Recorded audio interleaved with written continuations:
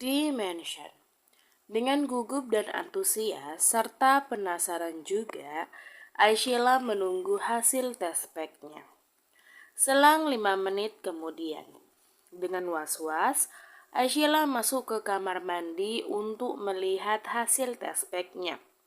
Dengan melihat suaminya sekilas ke arah ranjang dan langsung ke kamar mandi. Dengan hati yang deg-degan, Aisyila mengambil tes packnya dan melihatnya.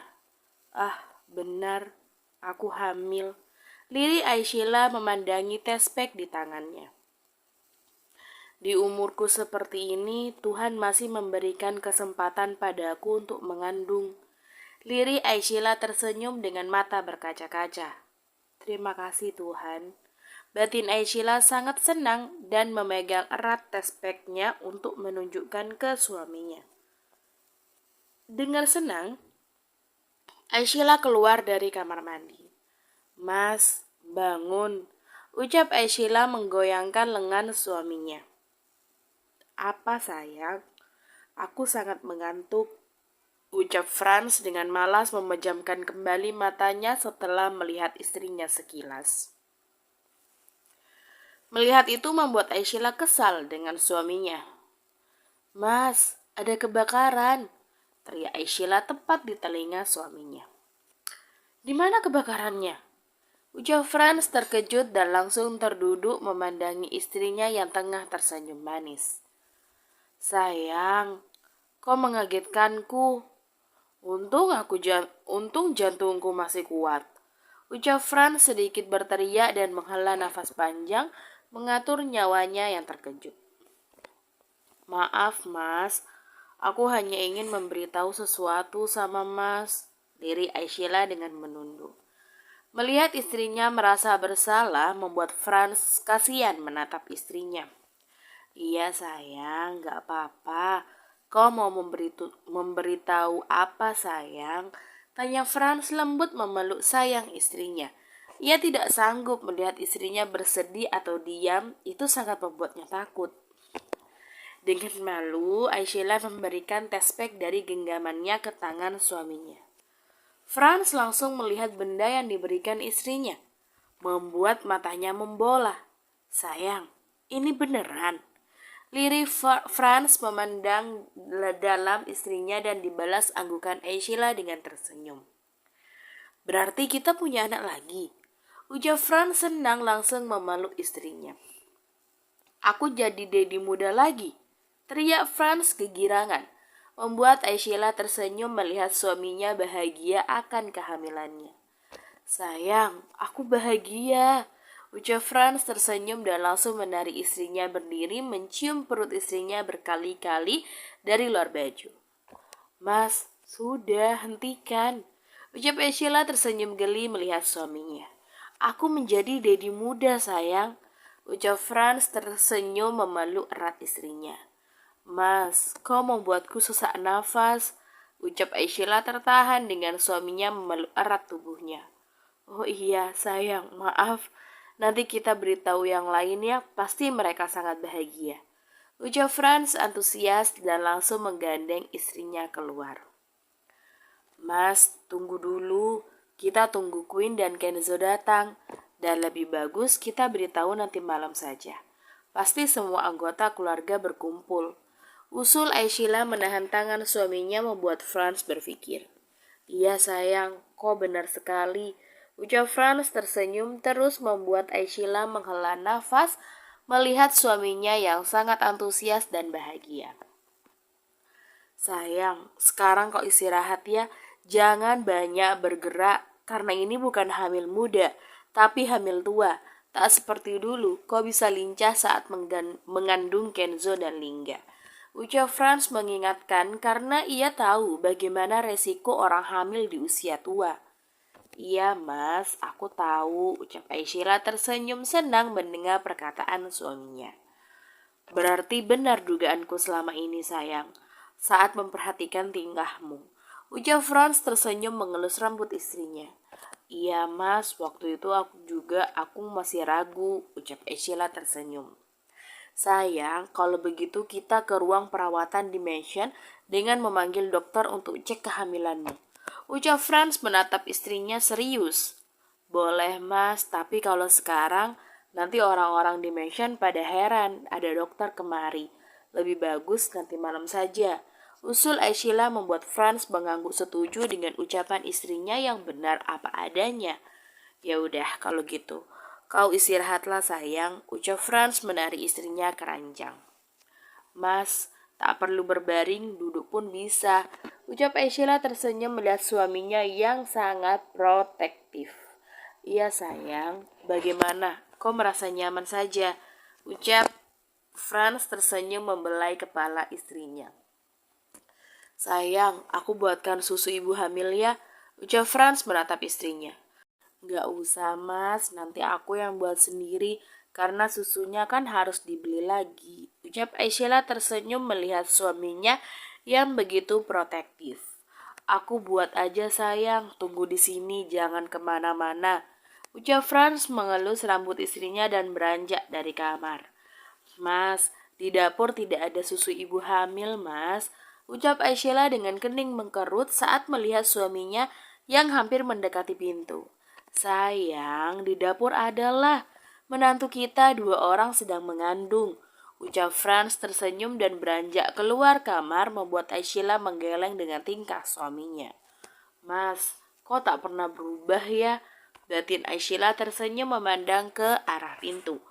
Twins yang sudah sampai di lokasi membuat mereka memandang sekeliling tempat mereka. Kak, ini seperti rumah hantu. Ucap Gabriel fokus melihat sekelilingnya. Iya benar, ayo kita masuk sekarang.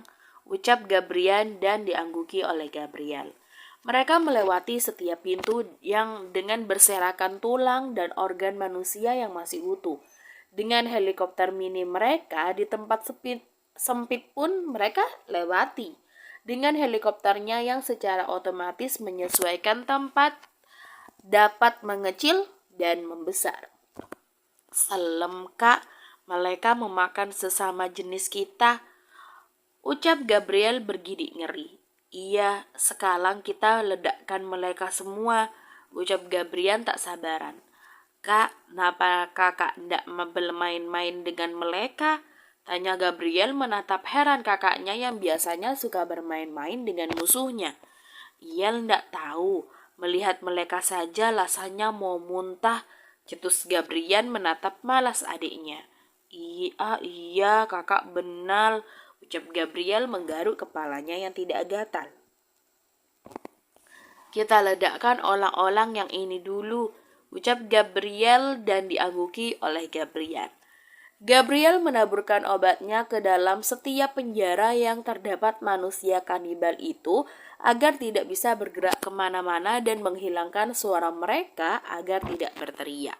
Karena penjara di dalam setiap pintu itu banyak, membuat mereka dengan cepat menghabisi mereka. Dah selesai kak, ucap Gabriel menatap kakaknya. Membuat Gabriel yang sekarang membuang alatnya pada setiap penjara dengan menghindar jauh dari penjara itu karena Gabriel melemparkan bom untuk membakar mereka semua sampai tak tersisa. Mereka terus melakukan hal yang sama pada setiap ruangan pintu yang terdapat manusia kanibal itu, yang jumlahnya bukan sedikit. Tanpa menimbulkan suara dari ledakan itu, Gabriel yang menciptakan bom itu bukan main-main seperti bom pada lainnya, dengan suara yang besar jika meledak. Setengah jam kemudian. Kak, ia lelah. Mereka sangat banyak, keluh Gabriel. Kita sudah berhasil. Sekarang tinggal bos mereka, ucap Gabriel memandangi adiknya. Iya kak, ternyata kamar bos mereka sangat bagus. Beda dengan ruangan lain, ucap Gabriel menatap bos kanibal itu yang tengah tidur. Iya benar, ucap Gabriel mengangguk. Kak, apa pula yang kita lakukan pada monster ini? Tanya Gabriel bingung. Lebih baik kita bawa ke markas Dedi aja. Usul Gabriel menatap adiknya membuat Gabriel langsung mengangguk setuju. Ide bagus kak, ucap Gabriel tersenyum. Sekarang buat dia tertidur puas tak bangun-bangun lagi. Balu pakai penawal, balu bangun. Iel punya obat itu kan? Tanya Gabriel menatap adiknya. Sepertinya ada kak, sebentar. Ucap Gabriel dengan merogoh semua obat-obatannya sambil tangan satunya memegang setir helikopter.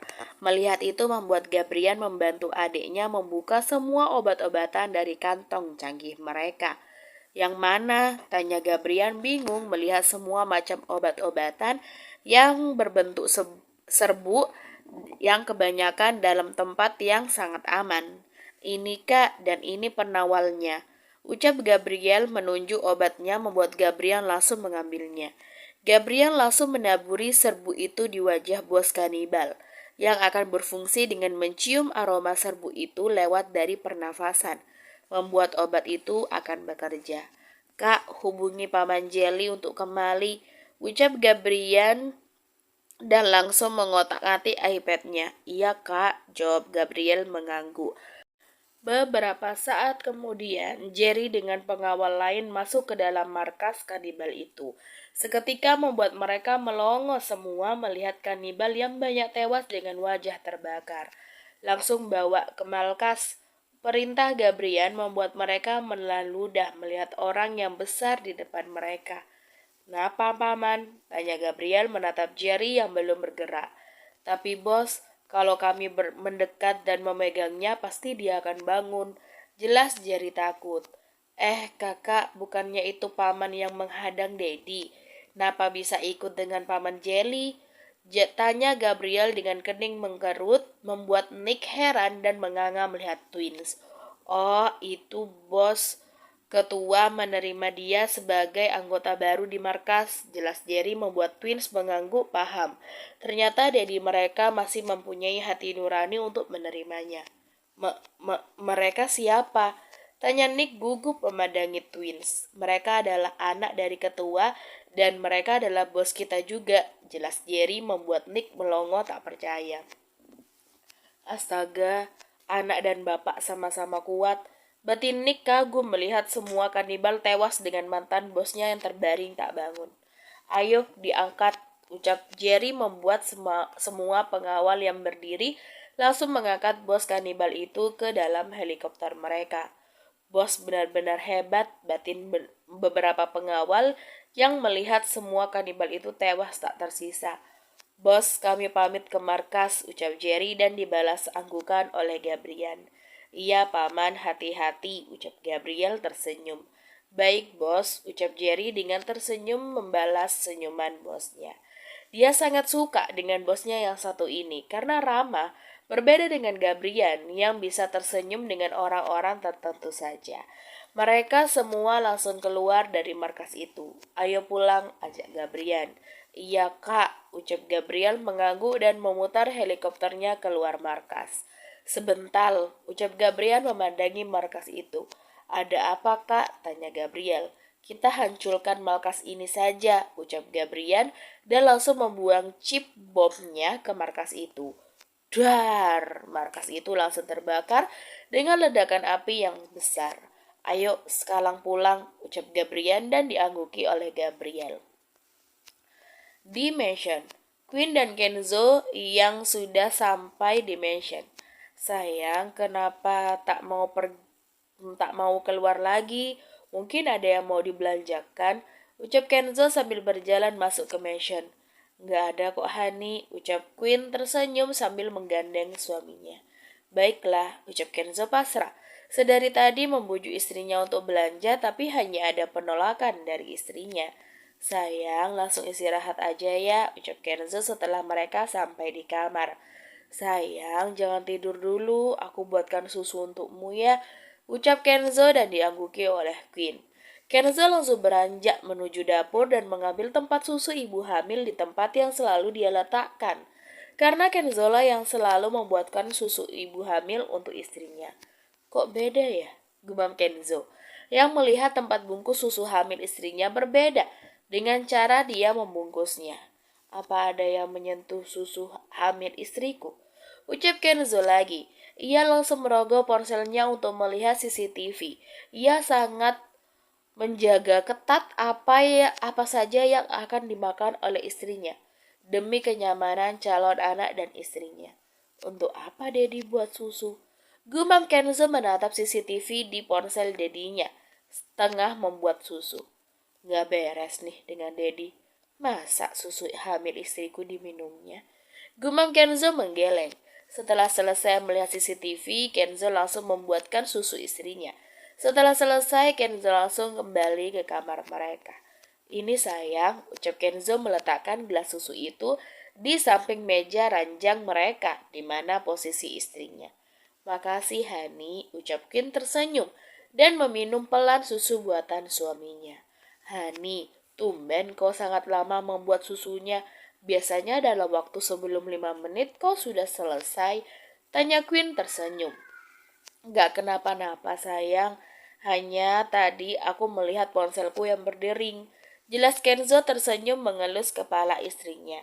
Setelah selesai minum, langsung istirahat ya sayang.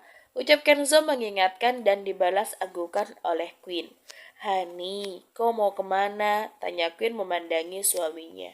Aku mau ke ruang kerjaku dan ke kamar putra kita sayang. Ucap Kenzo tersenyum dan dibalas anggukan oleh istrinya. Queen yang sudah menghabiskan susunya membuatnya langsung berbaring dan dengan ngantuk pun menyerang matanya. Melihat istrinya yang sudah berbaring tidur, Kenzo langsung beranjak keluar dari kamar menuju ke kamar putranya sebelum ke ruang kerjanya. Kenzo langsung membuka pintu kamar putranya tapi terkunci, membuatnya langsung mengetuk pintu itu. Twins yang merasa ada yang mengetuk pintu tapi tidak ada suara membuat mereka tahu jika yang mau masuk itu Dedi mereka. Gabriel langsung beranjak membuka pintu kamarnya. Ada apa Di? Tanya Gabriel menatap Dedinya. Kenzo tidak menjawab pertanyaan putranya dan langsung menerobos masuk kamar putranya. Apa yang kalian lakukan hari ini? Tanya Kenzo dengan duduk santai di sofa kamar putranya. Biasa Dedi, ucap Gabriel santai sambil duduk santai di samping Dedinya.